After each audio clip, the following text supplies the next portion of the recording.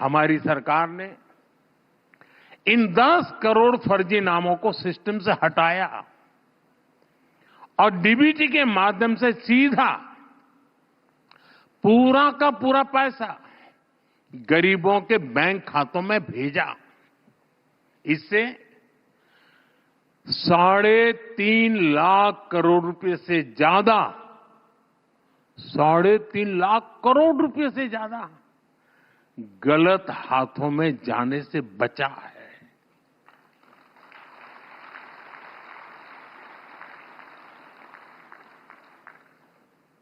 मतलब ये आपका पैसा बचाया है।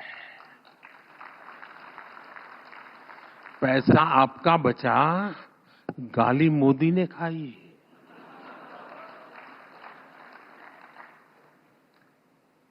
साथियों, आप 1 रैंक 1 पेंशन का मामला ही देखिए। ये अनेक दशकों से लटका हुआ था। पहले ये तर्क देकर इसको ठुकराया जाता था कि इससे सरकारी खजाने पर बोझ पड़ेगा। हमारी सरकार ने देश की रक्षा के लिए जीवन खपाने वालों के हित को सर्वोपरि रखा। आज ओआरओपी से लाखों लाख सैनिक परिवारों का फायदा हो रहा है। अब तक हमारी सरकार ओआरओपी के 1.25 लाख करोड़ रुपए से ज्यादा पूर्व फौजियों को दे चुकी है। साथियों, देश में गरीब परिवारों को भी आरक्षण मिले, इसको लेकर भी दशकों तक सिर्फ बातें हुई। इसको लागू करने का निर्णय हमारी सरकार ने किया। लोकसभा और विधानसभा में महिलाओं को 33% आरक्षण के मामले में क्या क्या होता रहा, ये भी देश ने पूरी तरह देखा है। इसके पीछे भी कुछ लोगों का स्वार्थ था, लेकिन राष्ट्र हित में ये जरूरी था।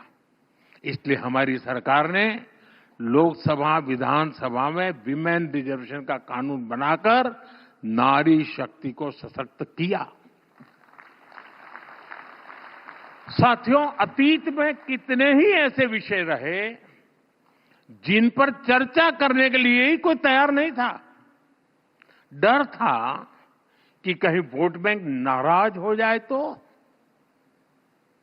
अब जैसे ट्रिपल तलाक का मामला, इसे अनगिनत मुस्लिम बहनों का जीवन बर्बाद हुआ, लेकिन सत्ता में बैठे लोगों को इससे कोई फर्क नहीं पड़ता था। महिलाओं के हित में, मुस्लिम परिवारों के हित में हमारी सरकार ने ट्रिपल तलाक के विरुद्ध कानून बनाया। वक्फ कानून में जरूरी सुधार की जरूरत भी अनेक दशकों से महसूस की जा रही थी, लेकिन वोट बैंक को खुश करने के लिए इस नेक काम को भी बदनाम करके रखा गया था।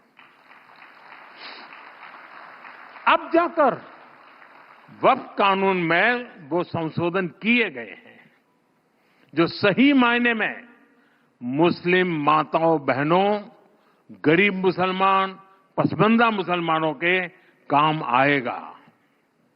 साथियों, एक और बहुत बड़ा काम हुआ है जिसकी चर्चा उतनी नहीं होती। ये काम नदियों से जोड़ने से जुड़ा है। अभी पानी के संबंध में अतिदेव जी ने पूछा क्या करेंगे। दशकों तक हमारी नदियों के पानी को तनाव का, झगड़े का विषय बनाकर रखा गया, लेकिन हमारी सरकार ने राज्य सरकारों के साथ मिलकर नदियों के जोड़ने का एक महाअभियान शुरू किया है। केन बेतवा लिंक परियोजना, पार्वती काली सिंध चंबल लिंक परियोजना, इनसे लाखों किसानों को फायदा होगा। वैसे आजकल तो मीडिया में पानी को लेकर काफी चर्चा चल रही है।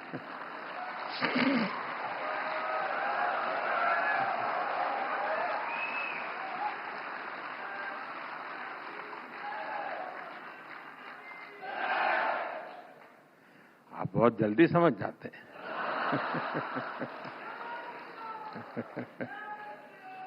पहले भारत के हक का पानी भी बाहर जा रहा था, अब भारत का पानी भारत के हक में बहेगा। भारत के हक में रुकेगा और भारत के ही काम आएगा। साथियों, अक्सर लोग इस बात को दोहराते हैं कि इतने दशकों बाद संसद की नई इमारत का निर्माण हुआ, लेकिन एक बात पर चर्चा नहीं होती कि दशकों के इंतजार के बाद हमारी सरकार ने ही यहां दिल्ली में डॉक्टर बाबा साहब आम्बेडकर नेशनल मेमोरियल भी बनाया। अटल जी की जब सरकार थी उस समय इसकी बात शुरू हुई थी, लेकिन इसके निर्माण का काम भी एक दशक तक लटका रहा। हमारी सरकार ने इसको तो पूरा किया ही, देश और दुनिया में बाबा साहब से जुड़े प्रमुख स्थलों को पंच तीर्थ के रूप में विकसित किया है। साथियों, 2014 में हमारी सरकार ऐसी परिस्थिति में बनी थी जब सरकारों पर देशवासियों का विश्वास लगभग टूट चुका था। कुछ लोग तो ये सवाल उठाने लगे थे कि क्या हमारे देश में लोकतंत्र और विकास साथ साथ चल सकते हैं। लेकिन आज जब कोई भारत को देखता है तो गर्व से कह सकता है, डेमोक्रेसी कैन डिलीवर। यानी डेमोक्रेसी रिजल्ट दे सकती है। पिछले एक दशक में 25 करोड़ लोग गरीबी से बाहर आए हैं। इससे पूरी दुनिया को यह संदेश मिला है, डेमोक्रेसी कैन डिलीवर। जिन करोड़ों छोटे उद्यमियों को मुद्रा योजना से लोन मिला, उन्हें आज महसूस होता है कि डेमोक्रेसी कैन डिलीवर। हमारे देश में दर्जनों जिलों को पिछड़े होने का ठप्पा लगाकर अपने हाल पर छोड़ दिया गया था।